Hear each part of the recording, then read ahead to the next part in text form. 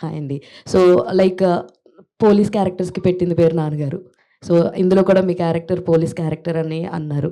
So, ఈ cinema మీద మీరు ఎంత కాన్ఫిడెంట్‌గా ఉన్నారంటే what you will say in one line? 100% ఒక మంచి ఎక్స్‌పీరియన్స్ అయితే ఇస్తుందండి. And yeah! ఇందాక మీరు చెప్పినట్టు, ఇందాక అందరూ అన్నట్టు అనుకున్నట్టు తను మంచి స్క్రీన్ ప్లే. సో, నెక్స్ట్ ఏంటి అనేది ఒక చిన్న ఇది ఉంటుంది. అండ్ ఒక థ్రిల్లర్ కావాల్సిన ఒక స్క్రీన్ ప్లే ఇందులో టైట్‌గా ఉంటుంది.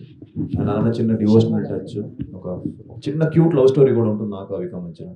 సో, సో తప్పకుండా వచ్చి చూసిన వాళ్ళు మాత్రం డిసప్పాయింట్ అవ్వరు. And police roles daddy obviously ఆయన స్టైల్ వేరు. ఆయనది కొంచెం అగ్రెసివ్‌గా, డిఫరెంట్‌గా ఉంటుంది.